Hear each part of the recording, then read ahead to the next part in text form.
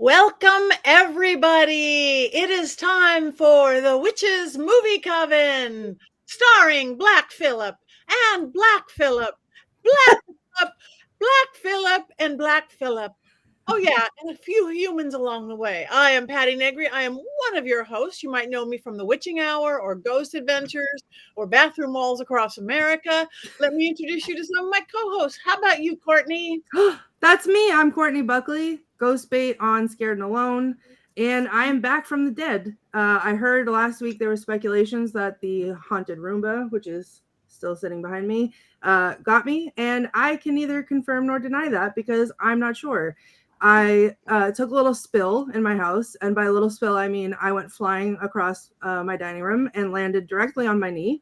So I was in a full leg stabilizer for a long time, and I couldn't sit up. So I was in a lot of pain and could not join you guys. So I feel bad about that. But I'm pretty sure that the Roomba spiritually had something to do with it because it was in the house and it was my first thought that it had come from me. So I don't know. We'll see.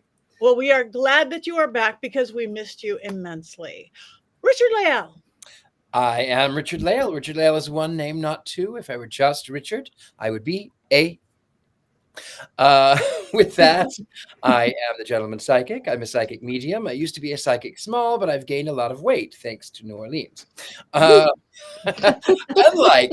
Unlike other psychics and mediums here in New Orleans who are all love and light or doom and gloom, I'm a happy medium. And you can find me. I'm everywhere. I'm a little bit of everywhere. Anywhere good gentleman psychics are sold.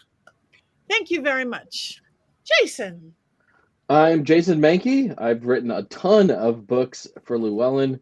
In my spare time, I am a whiskey enthusiast and a collector of fine whiskeys. There you go. A Yule enthusiast, collector of fine whiskeys. I don't know. It's been a long day in the Bay Area.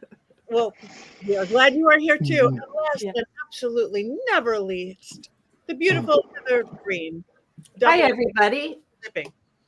I am finally back. I was so disappointed that I could not be here last week, but I was recovering from Mystic South conference, which was the weekend before that. And then I got, of course, what they call con crud or illness or cold or something, and just was not doing so well for a few days last week and couldn't be here. I don't know what I would have said. I probably would have fallen asleep or something. So thank you for I'm not thank you, but I'm sad I was not here last week because that movie was one I was looking forward to talking about. But I'm here this week, so I'm really excited, and I'll share a little bit about Mystic South maybe a little later at some point. But we had a great time. Thank you for everyone that is part of our coven that came. I heard a lot of good thoughts and wishes and excitement about our show. So I'm really thrilled to be able to share that with you guys. And Black Phillips were there, both of them. They had a great time too. Yeah, rumors abound. Yes. Anyway, we are glad to have the entire crew back. We love our guests when they come in, but when our crew's not here, we miss you. We miss you. So let's talk movies, shall we? This week's movie, Drag Me to Hell, 2009. Just in case somebody didn't see it, I'm just going to tell you, spoiler, it's a spooky one. It's a spooky one. I watched it like this. So, Richard-Lael, just in case somebody did not watch it yet, do you have a completely unbiased synopsis of this film? I do have. So this film is about a young woman who works as a loan officer in a bank. She is desperately seeking to get the role of loan manager in the bank. But as things do happen, there is a new guy who is quite nearly offered the role of this position. And the bank manager sort of coldly says, well, it could be the new guy. And so she goes back to her desk when she encounters this Romanian woman, and she's older. She has really crumbing nails and bad teeth, and she has an eye that's messed up. And the woman is there to seek a forbearance on a loan. And she's already had 2 extensions, but she's had an illness. So this young woman goes to the bank manager to get an approval, and the bank manager says, "It's up to you. I trust you. You'll do what's best." And so she goes back to this elderly woman and she declines the forbearance. And of course, the woman was there because they were really coming to take things away from her house. So the elderly woman gets down on her knees and she says, "I'm a proud woman, but I don't beg, but I beg you, please, anything, I beg you." And this frightens the young woman, who calls security, and the older woman falls on her face.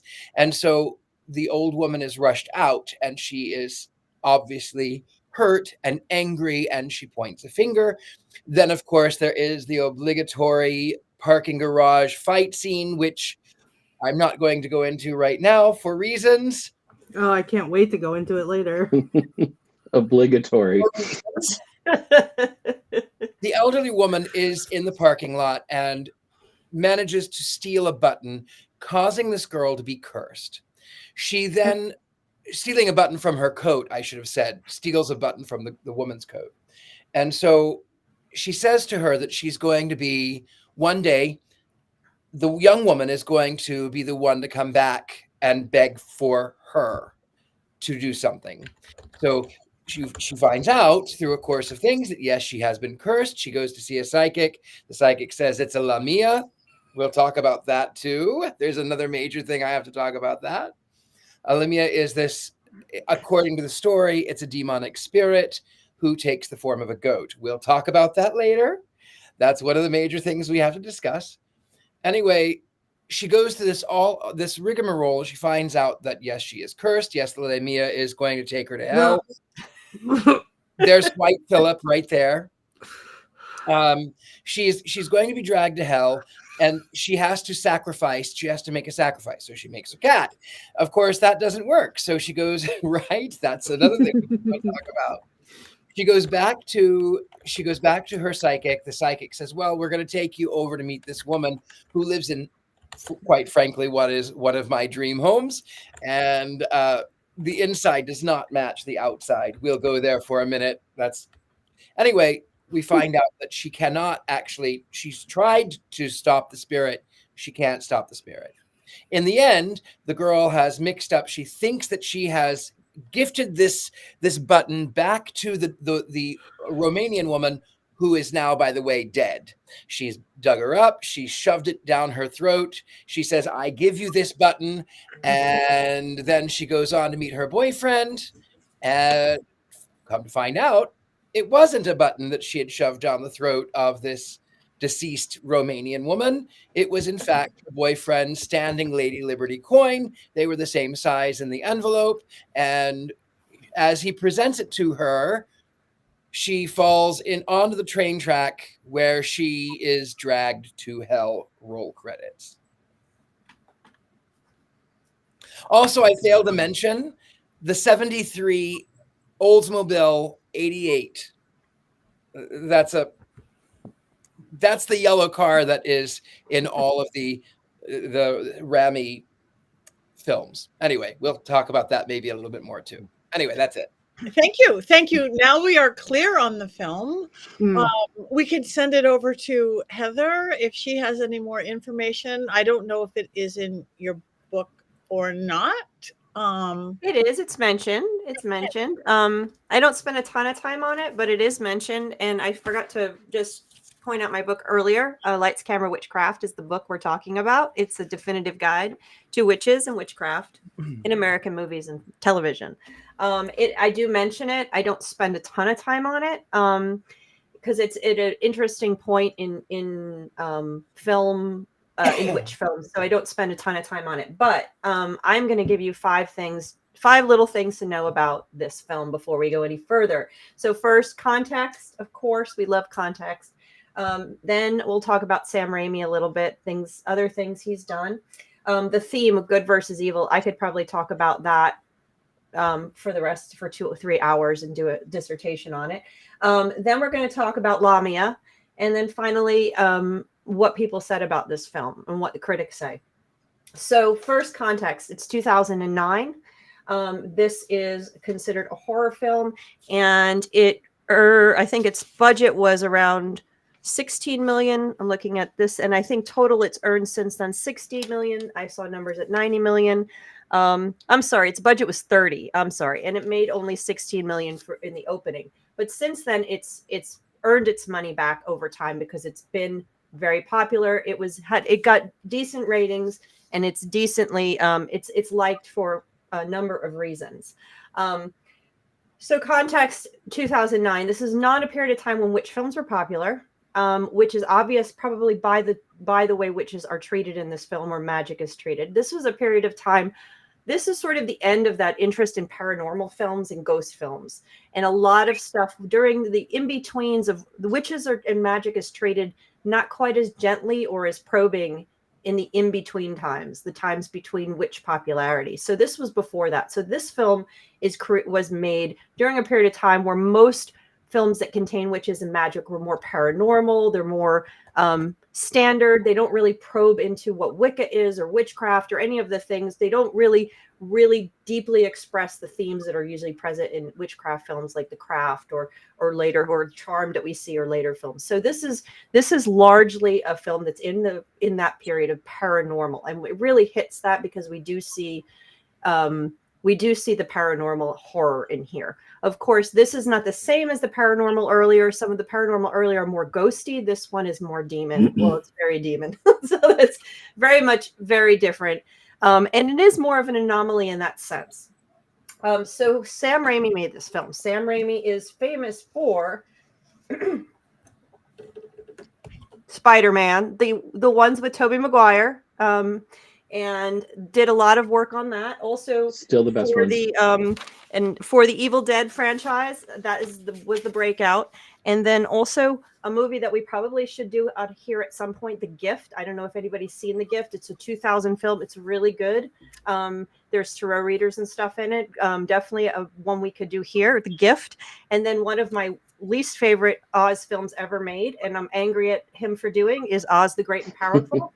It is a horrible film, but we can also probably do that film here, and I can spend the whole time trashing it.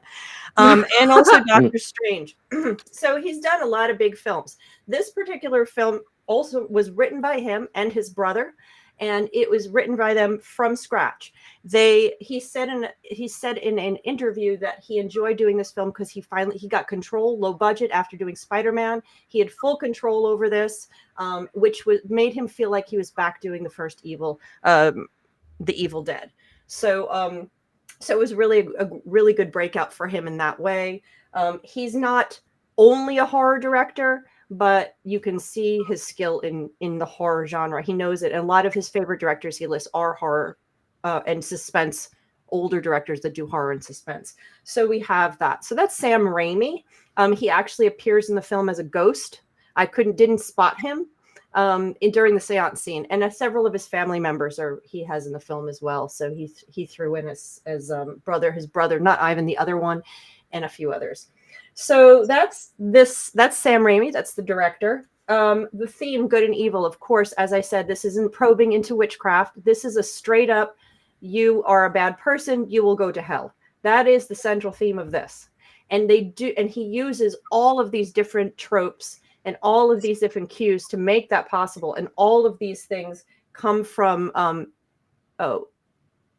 are very typical, what you'd expect in the representation of magic and witchcraft, whether it's devils and Satan or scary looking ladies, old ladies. He uses everything. The evil eye shows up. He talks about scary Ouija boards. They talk about, there's all kinds of stuff, all the tropes that you expect that would set up that very Christian based good versus evil dynamic that's going on here. What's also interesting, which if you know what happened during that time, having the bank be evil, having the bank be the problem is very good for 2009, because everybody then would have just gone through the banking crisis. So that setting the bank in there is probably very apropos and probably on point and on purpose.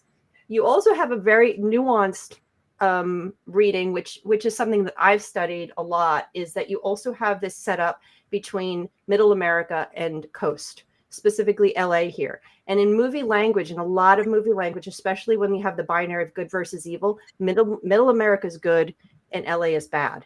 And you see that play out in a number of different ways in this. She's trying to get away from middle America. And then she makes a bad choice. And that is bad. Her rejecting her middle American heritage, real American heritage, versus going to LA where you have the parents and you have the coastal, the wealth and the bank and everything is all represented. So and I'm sorry to my California friends, but that's just this is a Hollywood thing. They do this in movies. And so you see this good versus evil play out in a lot of different ways. And what I love about what Sam Raimi does is the story is very tight, so you can see this very easily. Which takes me to the next theme, the devil or the demon here, Lamia. Now, Sam Raimi says this was completely made up. He did not do any research. I know Richard-Lael's going, no, wait a second.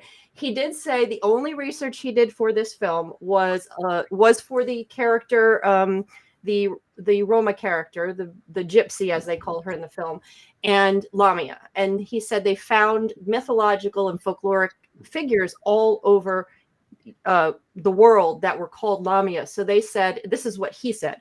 He said, we just created it. We said, we can make one, and let's just make one and call it Lamia. So that's what they did. And they made it, they gave it this is what gives this film a folkloric feel, because they gave it the goat figure, the demon, based on that. They pulled a lot from different things. You do have Lamia in a number of different Eastern European, Greek mythology. There are characters, these demon characters, but he said he did a little research and then they kind of made it up on their own. That is what I'm just repeating what he said. And Lamia, of course, is the bad character, the demon here, the one who drags her to hell. And so there is some truth to it. There is some folkloric, and of course the connection to the Baba Yaga, which is clearly the representation that the old lady is taking. There's the talking goat. There's the Baba Yaga. So you have these Eastern European folkloric connections in here, which are really interesting, which also add to the mythological good versus evil and the moral story. So there's lots going on here. Finally, I'm going to move on to the reactions. So when people talk about this movie, they talk about it as a comedy. They talk about it being comedic as well as horrific. They talk about both. Now, I personally don't see the comedy in it. What I would say is it's campy. And I think campy is a better word. So I leave that to you guys, whether you think this is a comedy and a horror. So that is where I'll leave it. And then we can discuss. I know Richard-Lael's dying to discuss Lamia. I could see it busting out. Oh, Jason shaking the, yeah, me too. So I think there's a lot we can discuss here. And I have some personal things that are, for me, on the filmic nerd side, I think this is so rich. So I have other things that I could bore you with. But thank you. And we want that because you won't bore us.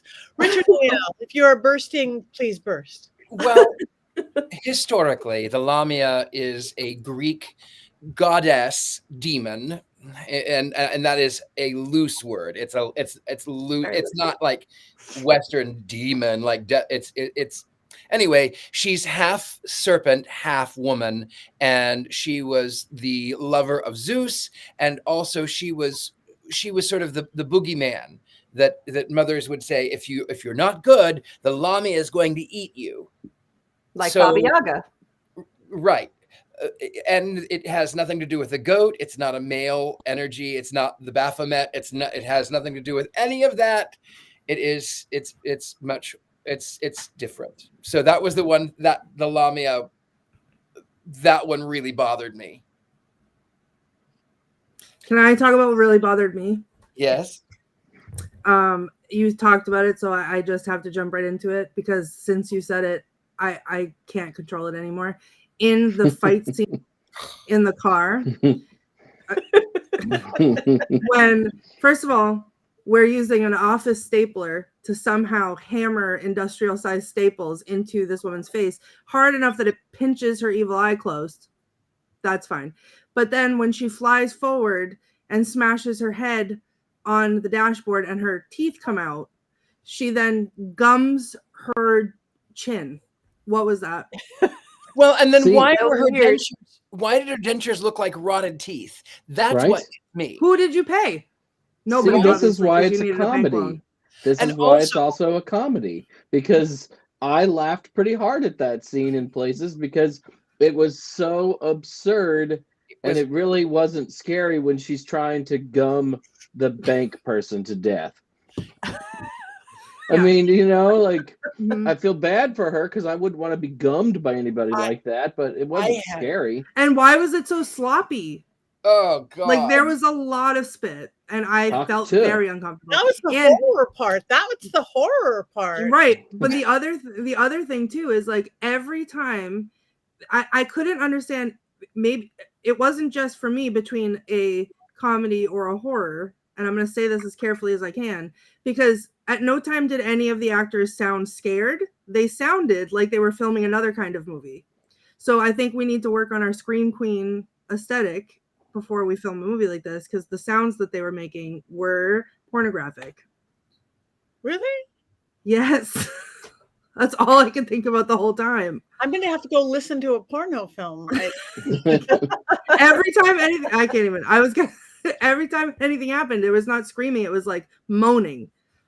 It was a lot. This whole movie was a lot. I was offended, I have to say. I know it's 2009 and I know that it's tropes and I know, but specifically that scene with the fight scene in the parking garage, it really, the humanist side of me really made me, it made me nauseous because it's xenophobic. The woman is clearly not American. It's ageist, it's ableist. And why is there, I worked at two banks. Why is she walking out when it was daylight? And why is she parking all the way down into there? And there's nobody else in the parking garage but her. I worked at two banks. They don't do that, number one. Number two, the elderly woman is in the back seat of her car in this fairly well-lit parking garage. She walked right by. She didn't see the woman standing and sitting in her back seat. What's more is that, yes, the stapler bothered me. She kicks her out of the car. The door was shut. And she just pushes her out of the car like it's a saloon door. And then as she pulls the door to it, she locks the door, and then there happens to be a rock. Where did that come from?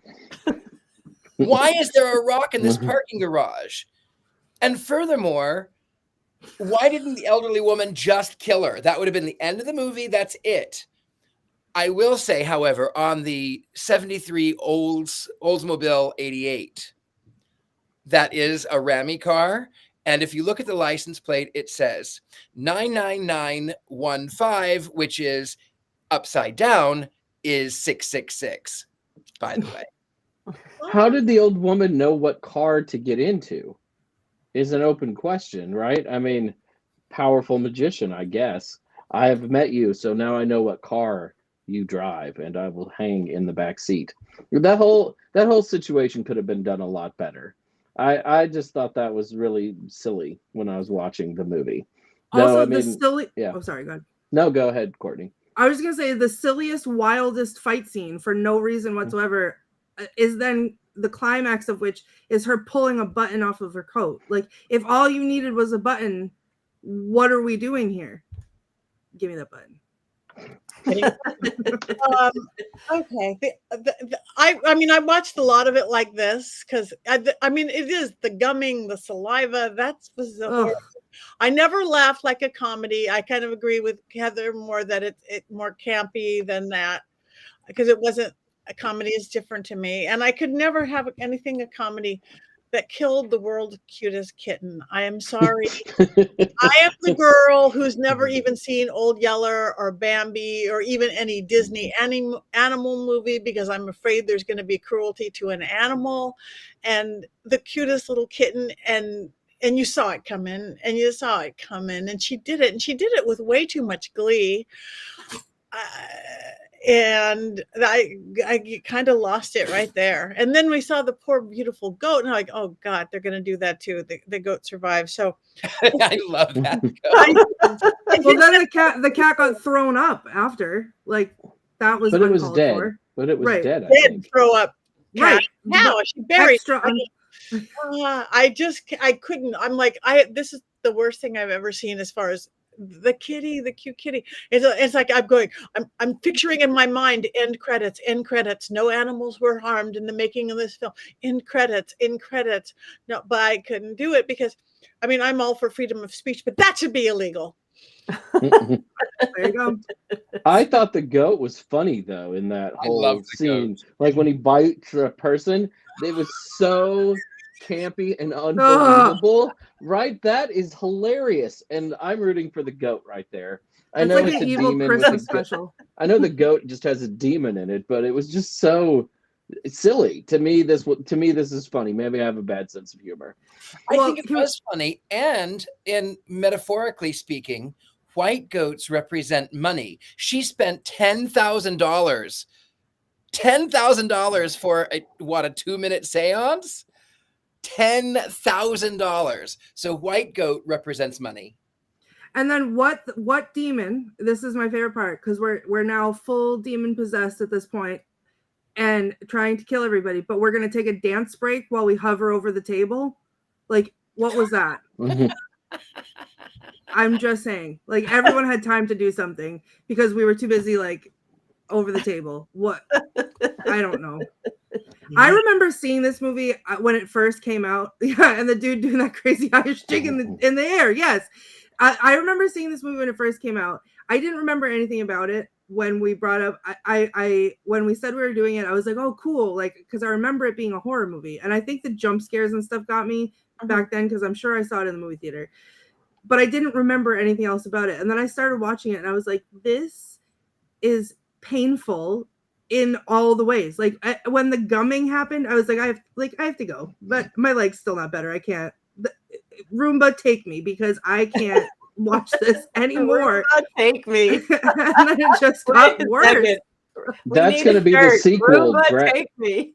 That's the sequel. Drag Me to Hell 2, The Gumming. Wait, and there is one. There's one coming. He's working on Drag Me to Hell 2 right now. The Gumming. He reported that they are working on one right now. They're trying to find the right storyline because it ends definitively. So how are they going to do a second story? So they're working on that right now. So just get ready, and people are excited about it. Justin Long isn't that busy. Right? I mean, Justin Long's got time. There's no Dodgeball 2 coming out anytime soon. He's got time. None of those Apple commercials. The Roomba Boogaloo. He is somebody I like, so I feel mean making fun of him because I kind of like him, but he's not busy. This movie for me was not funny. I didn't think it as a comedy. The first time I saw it when I was working on my book, or this time when I reviewed it again, and I remember when we said we're going to do it, I'm like, I know it's the one with that house and the fire comes out of the bottom floor. That's what I remembered about it. But it's, I think campy is the better word. I just kind of watched it, and it for me, it didn't go either. These things didn't really bother me that much, but they were, the gumming, and there was a lot of very campy things I just rolled my eyes at. And after a while, by the end, I'm like, okay, it's supposed to be campy. He knows what he's doing. And he actually says that in the interview. They said, well, you're known for adding comedy into your things. And I don't call this comedy again, but he said, well, he gets uncomfortable stuff that's serious. So he always has to inject comedy. So the campiness and the stuff that he's doing is on purpose. He adds that stuff on purpose. It's not, and you can tell by the end of the movie, I'm like, yeah, I can tell this is actually, he's doing this weird stuff on purpose. What bothered me more than all of that, because I get the camp. Okay, so this is supposed to be like this, rather than a horror movie that's trying to be serious and gets really bad, But for me, what bothered me more was the representation of magic and witchcraft. And I know this is it's similar to what you said, Richard-Lael. I know this is 2009, and I know we're not going to get, and mostly I don't get too bothered by these things, but this one bothered me in kind of ways I didn't expect. And it's more than just, she's not really a witch. It's, you know, there's a medium in there, but you did have, like you pointed out, that dichotomy with the good, the good girl who got duped is the white girl from the Midwest. And then you have the two magical people are not from the US. They're othered. And so you have that going on, which is a little bothersome to me in 2009, which is very strange for witchcraft and occult films of the era. You kind of have that dichotomy, which you would have seen that more in the 80s. This film really feels like it would have been a satanic panic film. And then when he talks about, well, I think it was Justin Long's character, someone said, well, what were you playing around with that you think about this demon? Were you playing with a Ouija board? Oh no, it was the first psychic guy. It was the first psychic. He said, were you playing with a Ouija board? Were you playing with a there was a list of things he said. Hang on, I have it. Oh, were you playing with a Ouija board, dark spirits? Oh, were you dealing with someone with the black arts? He went through this long list of things. And for that to happen in 2009 felt strange. The language of that felt strange to me. It felt off for the representation of magic and occult and witchcraft at that point. And even though this wasn't a witchcraft era, it still felt off. And you also had, you had the little evil eye symbol, and you had the whole thing connected to gypsy and, all of this folk. The balance was wrong for me. And I said, no, I think maybe that's what you were kind of poking at a little bit there, Richard-Lael. Exactly. It was like a chick track. Yeah. Really, right? Like, oh, right. Yeah. And it was to me, it was as cartoony as a chick track too. Yeah, right? It was very cartoony. That's for sure. Falling into a grave and then almost getting out and then getting hit in the head with a metal cross. No, and then passing out and drowning, but yet somehow 3 seconds later being I could not. I was yelling because it made I can't. I'm so mad. It made a like loud like gong noise when it hit her, so it hit her hard. And then she's like, and then she goes under the water with the corpse on her, like gross, and then. She's like, and then 2 seconds later, you're gonna tell me she's awake now? I don't think so. And then she can climb back out. Mm-mm. Also, do you know how hard it is to dig into the ground? And she dug like in the rain into the ground in a huge pit, like it was nothing. I get tired when I dig 6 inches into the ground. It was a brand new grave. That's true. But then she was trying to rip the top of it open while she was on it. And I know it ripped in half, but I was like, what are you get off of it and open it. Oh my God. It was just, it was so stressful. Having lived in Los Angeles, when does it ever rain like that? Never. That's what I was going to say. I have lived my entire life in Los Angeles. It has never rained that hard that you would fill up a grave in like a minute or a year or anything. Never. It does not rain in California. Colin says it's a wonder there's not more gumming in the grave. I wish that I'd never read that sentence because I'm gonna have nightmares about this for the rest of my life.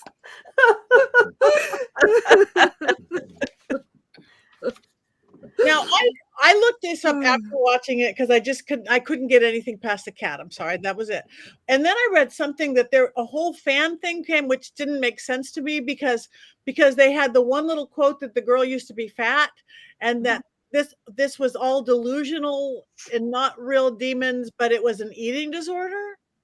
What? There's a whole thing on that. I mean, whole thing on that.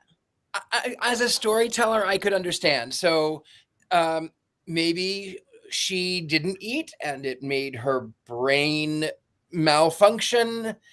And I think that's They're stretched. I think that's a real stretch. I think that's a major stretch. I think it's a stretch too, because this is a very tight story. He does not leave anything. I mean, one of his favorite directors that he cited was Hitchcock, and Hitchcock was known for editing in the camera, for tight stories. He didn't leave things. And in fact, the return of the coin in the envelope feels very Hitchcockian to me. So much so. This story is very tight. I can't see anything in there that would even suggest, yes, she did. I think the comments about her being fat are linked to the fact that right at the beginning, she's trying to lose her Midwestern accent or Southern accent or some accent she had. She's doing from Iowa. Iowa. Is that where she said she's trying to lose whatever accent is? So she doesn't seem that she's trying to lose that country girl, that farm girl feel, which is the conflict with the parents. Another, rural America versus LA is the parents and her and the so I think that is a symbol of her trying to be unhealthy, losing that cute girl next door thing to try to be this LA, whatever, success by losing weight. I think that's symbolic and has nothing to do with any kind of, she's really dreamed. This is all a dream. Yeah, No. I agree. I read that and they said that this whole group had made a thing out of it, and I always like movies that are ambiguous a little bit, right? Is this something that's actually happening, or is it something happening in her brain? And at the end, when she falls on the train tracks and is, going to be killed by the train, I think to myself, oh, maybe there is some ambiguity here to this story. Maybe the distress is in her mind. And then, of course, the world opens up and the demon grabs her and there are witnesses for it. Meanwhile, Longfellow, whatever his name is that his name, Long? Justin Long. Yeah, the Longfellow. The train is coming, and he's basically reaching over the edge into the path of the train, and you just see his eyes are red, and he was reaching into the path of the train. What? He didn't get hurt, and yet she was dragged to hell. I'm so confused at that.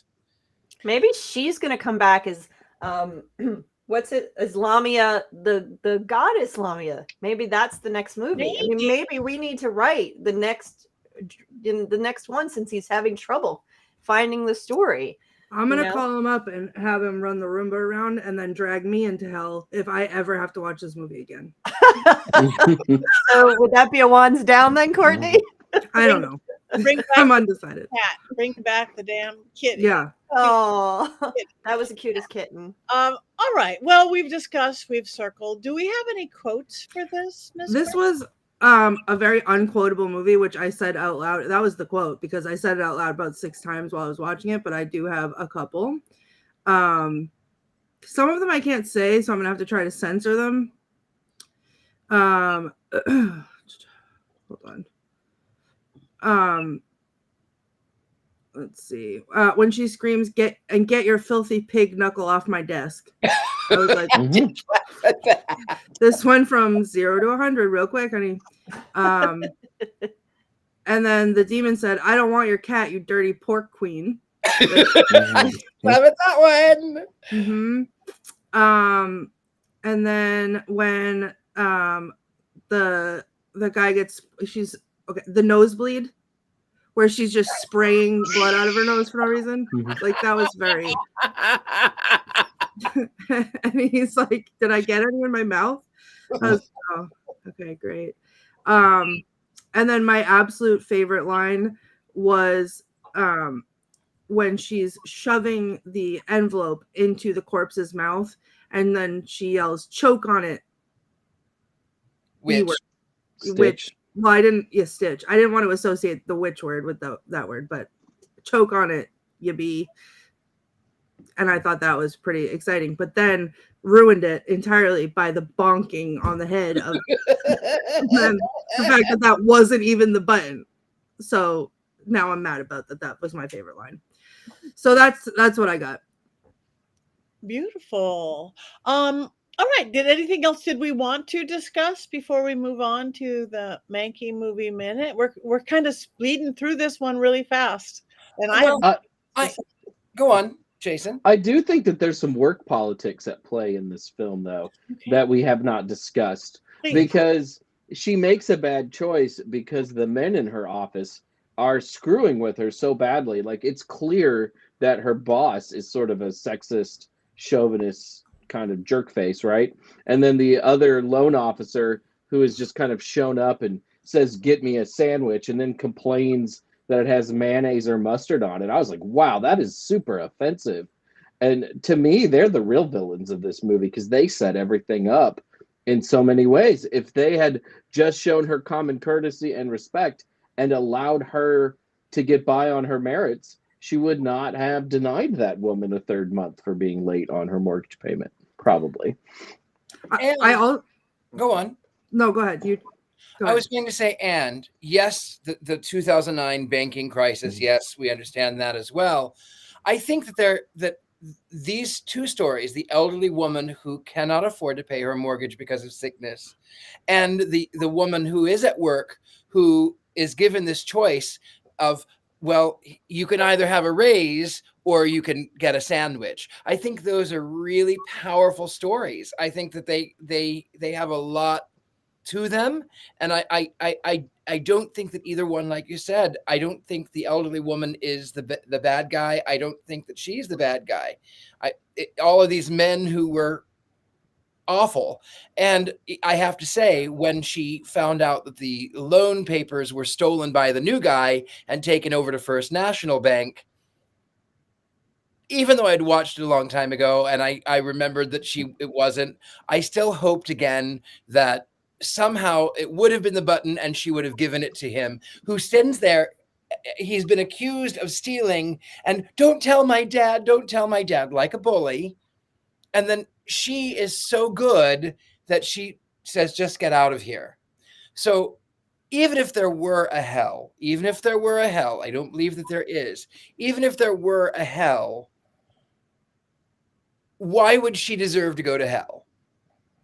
Right. And I think that's the tragedy of it. That's where you get into more of the folkloric moral stuff. But I think that also is reflected in the very conservative ethical narrative that's playing through here. They just, those two men are clearly not good. Why weren't they the ones who were being punished?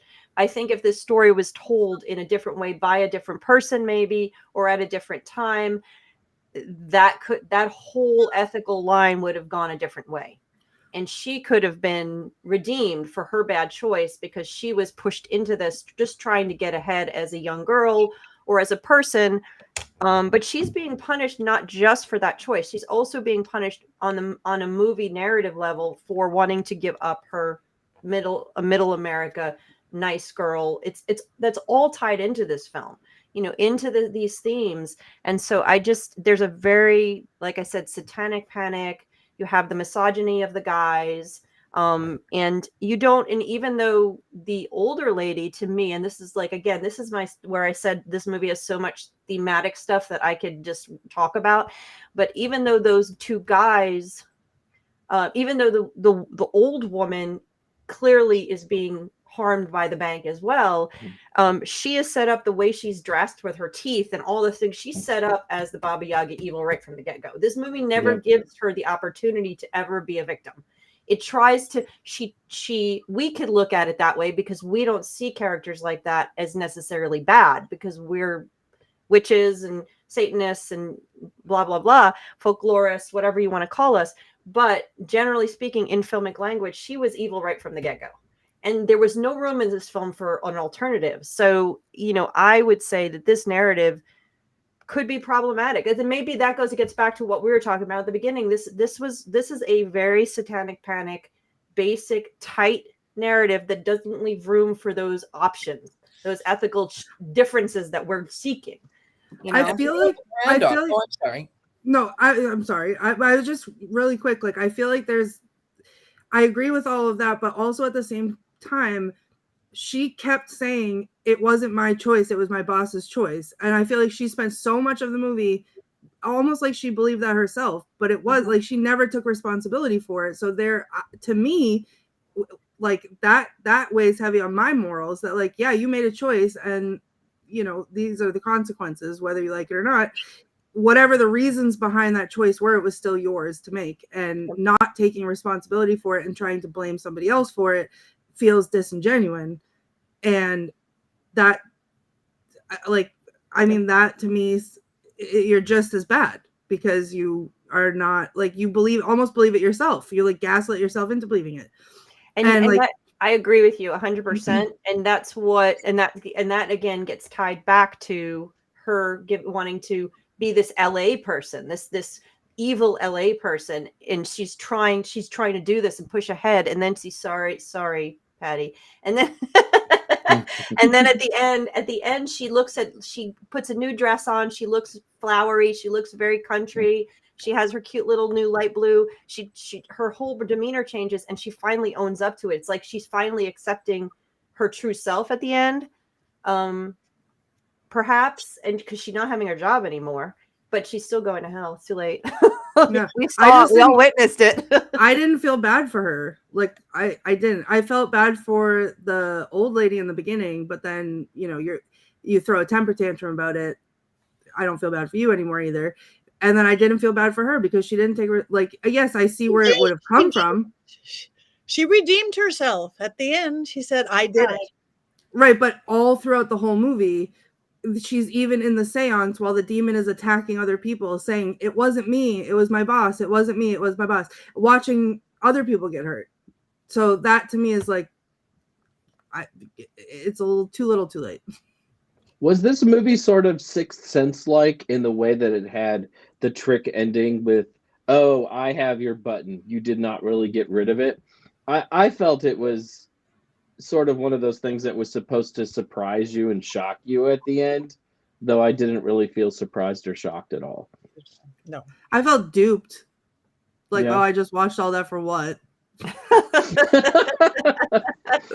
For the white goat. That's why. All right. I'll give a ones up to the white goat. Yeah. The white goat spitting out the kitty cat. That was great. Patty Singing favorite our part. That's Oh why we my do this God. show. We do this show for those moments, right? I mean, All right. Do we have, Jason, a Mankey movie minute? of course we do. Oh my God. All right, here we go. Sam Raimi presents the ultimate evil. A milquetoast loan officer at a mid-sized bank. Tremble as her sensible shoes walk across the bank's tile floors free of blood. Gaze upon the horror spectacle that is stapling two documents together. Shriek in terror at her coma-inducing fashion choices, most likely purchased at Banana Republic. And cringe as you experience the complete lack of chemistry between our loan officer and her boyfriend. Meet Christine Brown, a woman with a name as boring as her fashion choices. Christine mostly wants to do good, but faced with an opportunity to up her place in the work food chain, she opts to evict an old woman who does not react well to such treatment. Be odd as a 95-year-old Roma woman with no teeth actively beats the tar out of Banana Republic's favorite customer in a car, in a parking garage, in the middle of the day. All while Christine Brown wrecks her car into several other cars. I gotta admit, the film lost me a little bit here. Is anyone else in the parking lot? Are there security cameras? What happened with the other wrecked cars? Do police not exist in this universe? Christine's boss is kind of a tool, but after a pretty intense assault, wouldn't Christine get a few days off of work? Maybe she'd file a police report? Okay, I get it. Christine was kind of crappy to the old lady. It was a poor choice to have her lose her house, but does that mean Christine should rot in hell for eternity? It just seems a bit excessive, doesn't it? Maybe Christine should have just had her hair fall out or lose her job? And if you could conjure up a demon to curse someone to hell, couldn't you conjure up some money to pay her mortgage? I mean, seriously, I could make some serious cash if I had such magical powers. You know, people would be lining up around the block for that stuff. And the old woman was spry as hell at this point. She could take all the buttons she wanted from anybody, I think. I'd pay this old woman some serious cash to remove a few Courtney Buckley hexes, that's for sure. Find yourself unsurprised by the twist ending as, spoiler alert, Christine Brown is now cursed for eternity for making one bad choice. And she didn't even kill anybody. And even if you hate bankers, the true evil in this film is a male-dominated workplace that set up poor Christine from Iowa, and she's from Iowa because of course she is. Sorry, Iowa, you deserve better, to fail from the very start. Screw Stu with a rusty poop-encrusted nail. Yay! Oh, wow. Wow. Okay. We have one more thing to do. We vote. Drag me to hell. Will we drag it to a wands up or a wands down?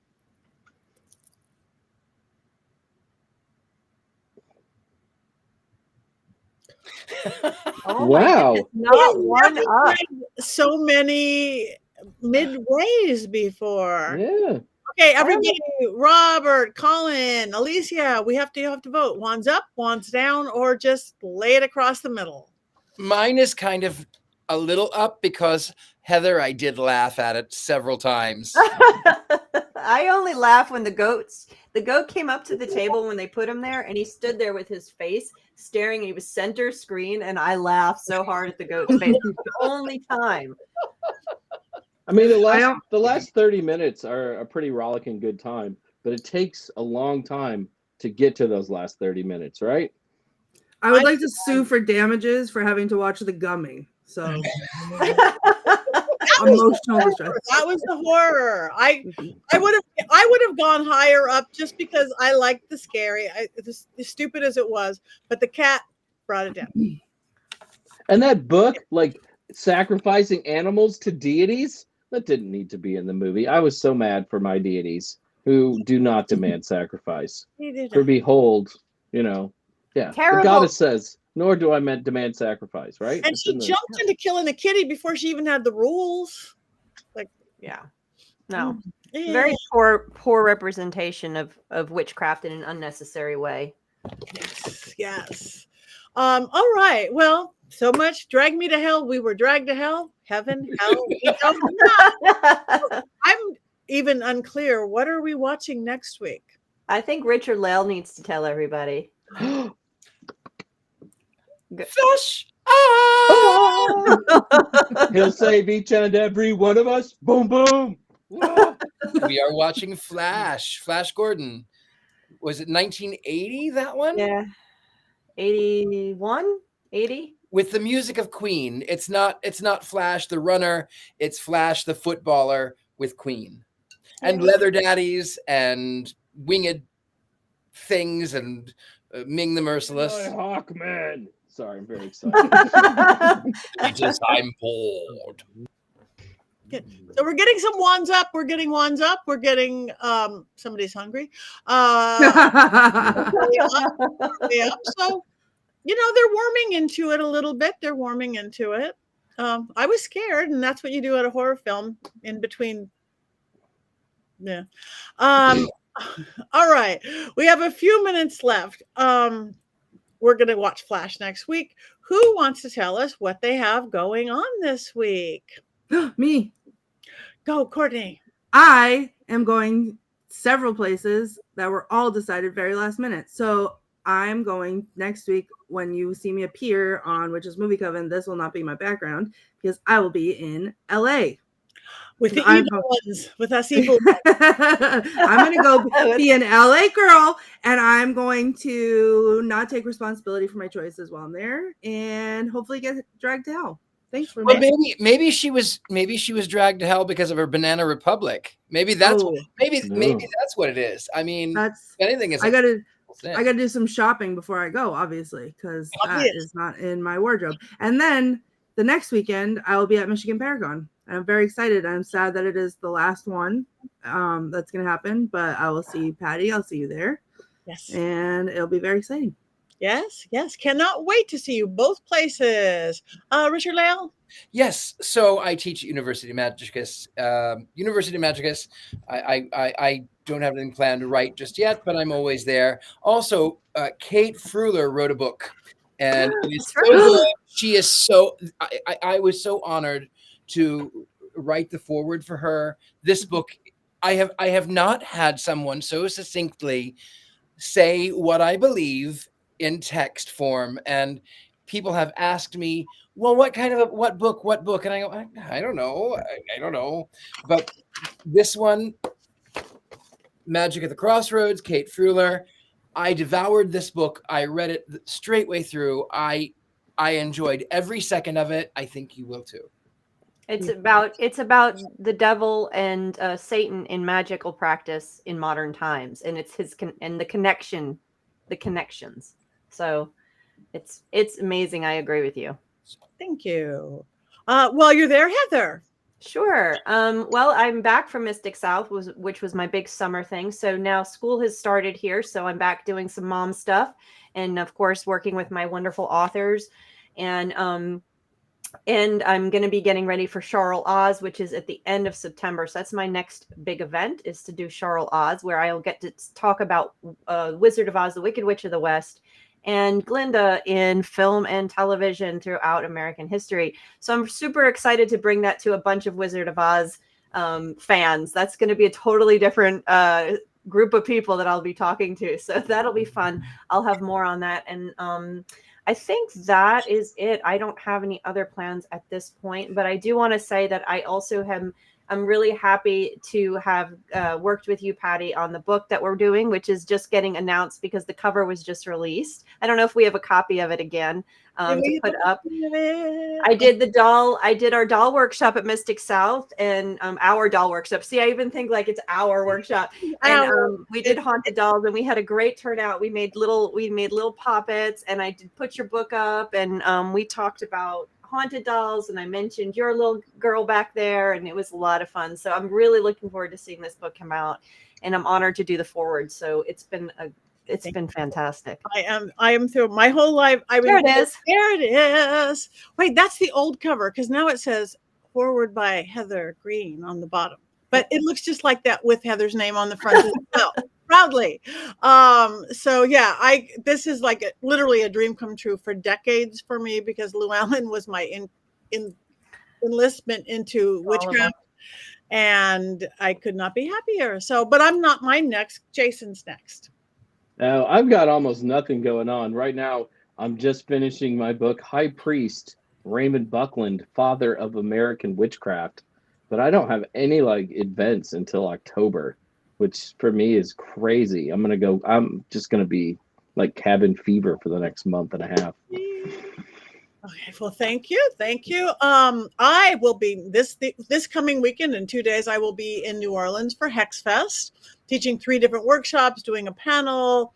It's a busy, fun weekend in New Orleans. Then I'm going to be doing a fundraiser. If any of you guys know Daniel Class in Buffalo, New York, he's the guy who owns Hildensdale House. His daughter was diagnosed with a very not good cancer. So we're there. And then I'm going to go. So I'll see Richard-Lael this week in New Orleans. And then next week, after I get back from Buffalo, Courtney in Michigan Paracon. And then I get busy. Then I Europe and everything else. I also teach at University Magicus. I teach on Tuesdays, and we're so happy to have Richard-Lael teaching us. I am one of the owners of Paraflix. If you like this paranormal and ghosty and spooky things, paraflix.com. And my podcast, The Witching Hour, drops everywhere every Monday. And I'm proud to be part of this beautiful Witches Movie Coven. And my book on our book with Heather, Magic will be out next year. I will start posting and teasing the cover next week when I give the next draft to Heather, which was 3 days, weeks, years ago. It's like, this is the hard part. I don't know how you've written 900 books for Jason. I do not know how you've written 900 books for Llewellyn. I don't know. I have a different editor. That's how I've done it. I've stayed far away from Heather. That's like I value our friendship too much. I've always stayed far from Heather. Anyway, that is it. Flash for next week. Grab your goat. Does everybody have a goat yet? I know Robert out there watching has a goat. So grab your goat. And 5, 4, 3, 2, 1.